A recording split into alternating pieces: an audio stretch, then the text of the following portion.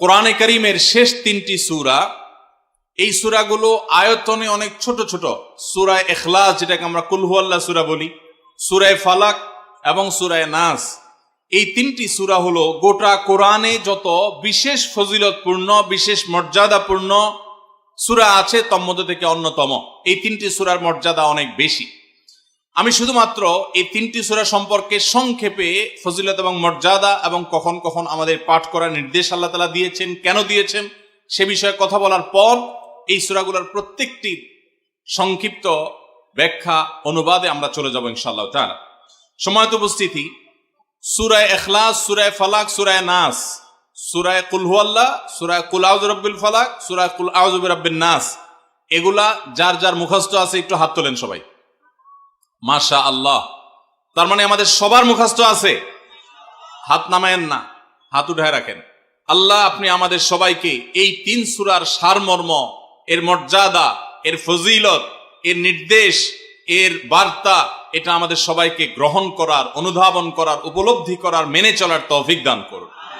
এবার হাত নামান।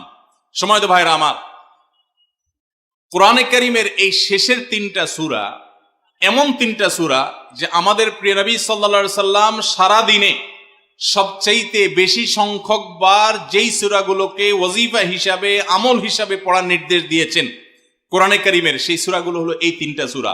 এই তিনটা সূরা দিনে এবং রাতে যত বেশি সংখ্যক বার পাঠ করতে হয়, অন্য কোন সূরা, এমনকি অন্য কোন দোয়া এত বেশি সংখ্যক বার পাঠের নির্দেশ কোরআনে অথবা হাদিসে কোথাও দেওয়া হয় নাই।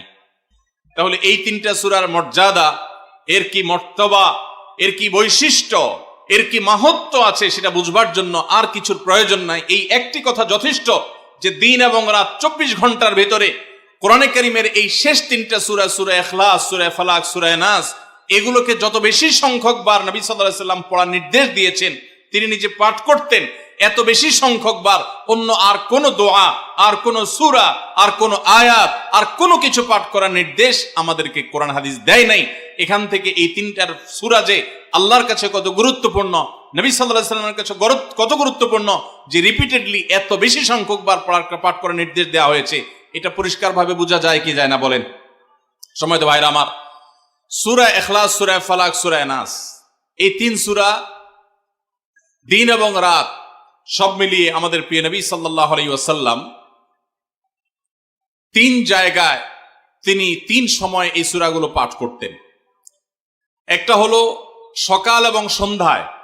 সকাল এবং সন্ধ্যায় নবী করিম সাল্লাল্লাহু আলাইহি ওয়াসাল্লাম তিন কুল পড়তেন। এটাকে সংক্ষেপে বলা হয় তিন কুল। যেহেতু তিন সূরার শুরুতে কুল শব্দটা আছে, এই জন্য সংক্ষেপে বলা হয় তিন কুল। এই তিন কুল, ইখলাস, ফালাক, নাস, এই শেষের তিনটা সূরা কোরআনের, এই তিনটা সূরাকে আমাদের প্রিয় নবী সাল্লাল্লাহু আলাইহি ওয়াসাল্লাম সকাল সন্ধ্যায় পড়তেন। একটা টাইম পাইলাম, কোন টাইমে পড়তেন? সকাল এবং সন্ধ্যায়। সকাল এবং সন্ধ্যার পাশাপাশি তিনি রাতে ঘুমানোর আগে আবার পড়তেন। তাহলে দুইটা টাইম পাইলাম। আরেকটা টাইম হলো 5 ওয়াক্ত নামাজের পরেও তিনি পাঠ করতেন। তাহলে কয় টাইম হলো? 3 টাইম। 3 কুল পড়তে হয় প্রতিদিন রাত পুরা 24 ঘন্টার মধ্যে। কয় টাইম? 3 কুল 3 সময়ে পড়তে হয়। সকাল এবং সন্ধ্যা এবং রাত এই সময়গুলোতে পড়তে হয় প্রত্যেকটা 3 বার করে। 3 বার পড়লে কি লাভ হয়?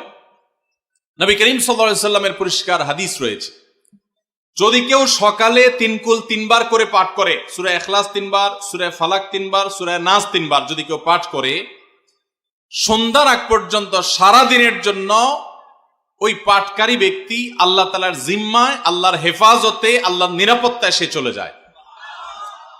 যত প্রকার অনিষ্ট আছে, ক্ষতি আছে, দৃশ্যমান ক্ষতি, অদৃশ্যমান ক্ষতি, সব ধরনের ক্ষয়ক্ষতি থেকে এবং আকস্মিক বিপদ থেকে, মুসিবত থেকে আল্লাহ রাব্বুল আলামিন ওই ব্যক্তিকে হেফাজত করেন, যে ব্যক্তি ইয়াকিনের সাথে, ঈমানের সাথে, দৃঢ়তার সাথে আল্লাহ তাআলার কাছে প্রার্থনা করে এই সূরাটা সকালে 3 বার পাঠ করে। একইভাবে যে ব্যক্তি সন্ধ্যায় পাঠ করে, মাগরিবের আগে বা পরে, আসরের পর থেকে নিয়ে মাগরিবের আগে কিংবা এশার আগ পর্যন্ত পুরো সময়ের ভিতরে যদি কেউ এই 3 কুল 3 বার পাঠ করে, তো সারা রাত জুড়ে ওই ব্যক্তি, এই পাঠকারী ব্যক্তি আল্লাহ রাব্বুল আলামিনের নিরাপত্তায় প্রবেশ করে যায়।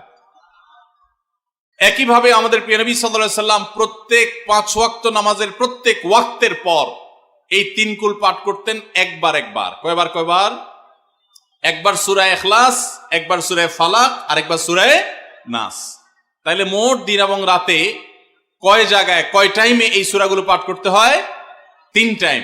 একটা হলো সকাল সন্ধ্যায়, আরেকটা হলো রাতে শোয়ার আগে, আরেকটা হলো 5 ওয়াক্ত নামাজের 5 ওয়াক্ত নামাজের পরে একবার করে, একবার সূরা ইখলাস, একবার সূরা ফালাক, একবার সূরা নাস। ফজরের পরে, আবার যোহরের পরে, আবার আসরের পরে, আবার মাগরিবের পরে, আবার এশারের পরে। তাহলে দিন এবং রাত 24 ঘন্টায় এই 3 কুল কত বেশি গুরুত্বপূর্ণ হলে কোরআনের অন্য কোন সূরা, অন্য কোন আয়াত এত বেশি জায়গায়, এত বিভিন্ন জায়গায়, বিভিন্ন সময় নবী সাল্লাল্লাহু আলাইহি সাল্লাম এত সংখ্যক বার আমাদেরকে পাঠের নির্দেশ দেন নাই। এখান থেকে বোঝা যায় এই সূরাগুলো কত গুরুত্বপূর্ণ, কত প্রয়োজনীয় এবং কত ফজিলত এবং মর্যাদাপূর্ণ। ভাইরা আমার, দিন এবং রাত 24 ঘন্টার ভিতরে 3 সময় এই সূরাগুলো মোট কতবার পাঠ করা হয়? আসুন আমরা হিসাব করি। সকাল, সন্ধ্যা এবং রাতে 3 বার করে যদি পাঠ করা হয় তাহলে কয়বার হলো? 9 বার করে। সকালে 3 বার, সন্ধ্যায় 3 বার, রাতে 3 বার, তাহলে মোট কয়বার হলো? 9 বার। আর 5 ওয়াক্ত নামাজের পরে 5 বার, কয়বার হলো? 9 আর 5 কত? 14। সূরা ইখলাস দিনে কয়বার পড়তে হয়? কমপক্ষে 14 বার পাঠ করা সুন্নাহ। সূরা ফালাক দিনে 14 বার পাঠ করা সুন্নাহ। সূরা নাস দিনে 14 বার পাঠ করা, এটা সুন্নাত নবী সাল্লাল্লাহু আলাইহি সাল্লামের। এই আমলটা আমরা অনেকে জীবনে আজকে প্রথম শুনেছি, অনেকে হয়তো আগে থেকে জানি। আমি এই ফজিলত এবং মর্যাদার কথা যে বললাম, আল্লাহ নবী সাল্লাল্লাহু আলাইহি সাল্লাম যে বলেছেন সকালে পড়লে সারাদিন, সন্ধ্যা পড়লে সারা রাত, রাতে শোয়ার সময় পড়লে, বিশেষ করে রাতে মানুষ ঘুমন্ত অবস্থায় নানা রকমের ক্ষয়ক্ষতির আশঙ্কা থাকে, এই সব ধরনের ক্ষয়ক্ষতি থেকে আল্লাহর নিরাপত্তা এসে চলে আসে। আল্লাহ তার হেফাজতের জিম্মাদারি নিয়ে নেন, দায়িত্বশীল হয়ে যান। সবকিছু থেকে যথেষ্ট, সবকিছু থেকে আল্লাহ তাআলা তাকে নিরাপদ করে দেন। এই বিশ্বাস, এই ইয়াকিন নবী সাল্লাল্লাহু আলাইহি সাল্লামের কথার প্রতি আমাদের আছে না নাই? তাহলে এই সূরাগুলো আমরা আজ থেকে আমল করব তো ইনশাআল্লাহ। এই 3 কুল সকাল সন্ধ্যায় এবং রাতে ঘুমানোর আগে এটা পাঠ করার একটা বিশেষ পদ্ধতি আছে। সেটা হলো নবী করিম সাল্লাল্লাহু আলাইহি সাল্লাম শিক্ষা দিয়েছেন এই 3 কুল। সূরা ইখলাস 3 বার পড়বেন, সূরা ফালাক 3 বার পড়বেন, সূরা নাস 3 বার পড়বেন। পড়ে 2 হাতকে এরকম কোষ করবেন, এভাবে কোষ করবেন। কোষ করে এই কোষের মধ্যে ফু দিবেন। নিজের কোষের ভিতরে 3 বার পড়ে ফু দিয়ে এরপর সেটাকে পুরা শরীরের মধ্যে মুছে ফেলবেন। যেখানে যেখানে হাত নেওয়া সম্ভব হয়, শরীরের যতটুকু জায়গা হাত নেওয়া সম্ভব হয়, সামনে পেছনে চেষ্টা করে যতটুকু সম্ভব হয় ততটুকু মাসা করবেন, মুছবেন হাত দিয়ে।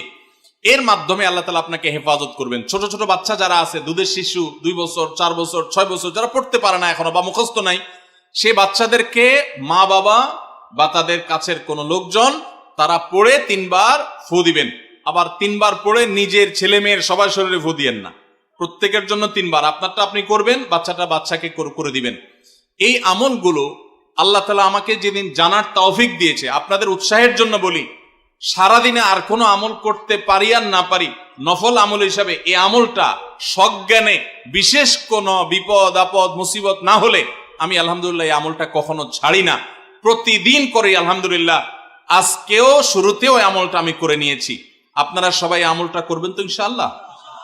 কে কে নিয়ত করছেন আজ থেকে 3 কুল এই 3 টাইম জীবনে কখনো ছাড়বেন না? একটু দাঁড়ায় হাতটা তুলে আল্লাহকে দেখাই দেন।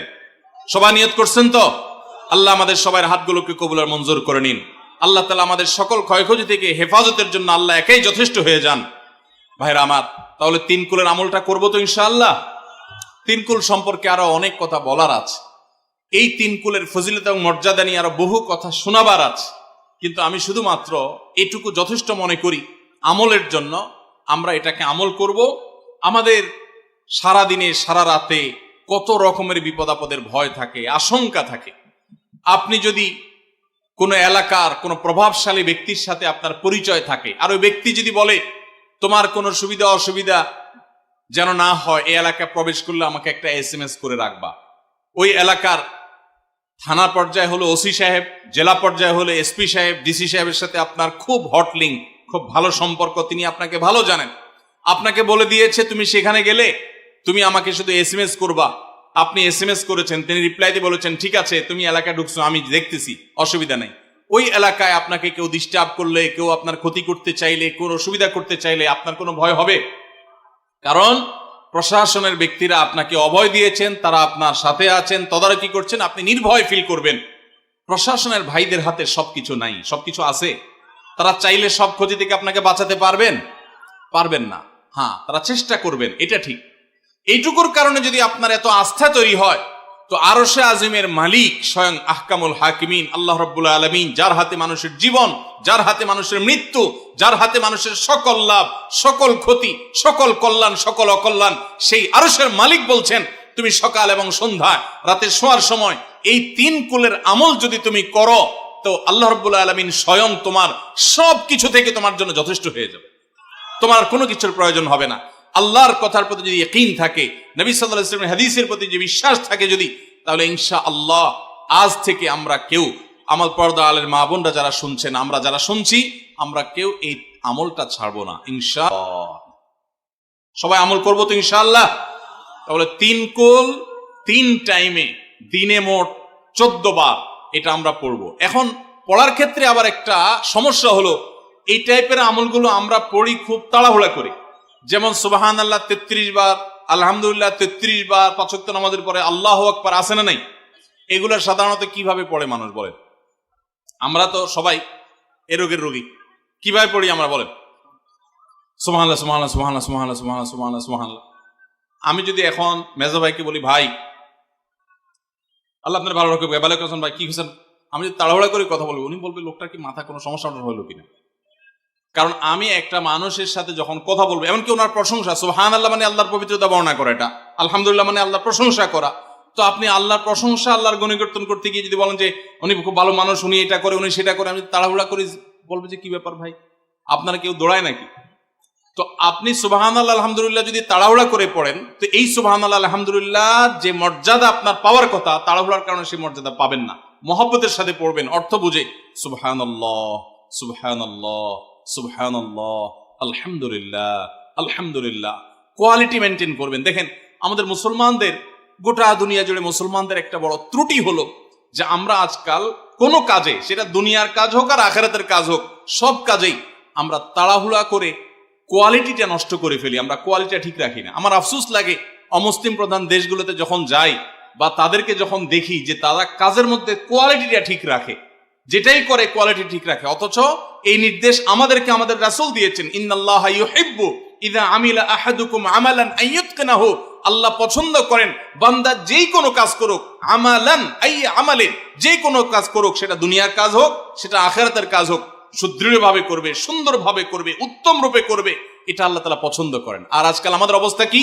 আমাদের অবস্থা হলো যে আমরা তাড়াহুড়া করি। ভাইরা আমার, এই তাড়াহুড়া করে কোয়ালিটি নষ্ট করা যাবে না, বরং 3 কুল যতবার যেখানে পড়তে বলা হয়েছে মহব্বতের সাথে আস্তে আস্তে পাঠ করবেন। আল্লাহ আমাদের সবাইকে আমলের তৌফিক দান করবেন, আমিন। ভাইরা আমার, তাহলে 3 কুলের ফজিলত জানলাম, আমরা কখন কতবার পাঠ করব, কেন পাঠ করব, তার উপকারিতা কি, সেটাও আমরা জানলাম। আমাদের এই ভিডিওটি যদি আপনার ভালো লেগে থাকে, তাহলে ভিডিওতে একটি লাইক দিতে পারেন এবং আপনার প্রিয়জনদের সাথে শেয়ার করতে পারেন।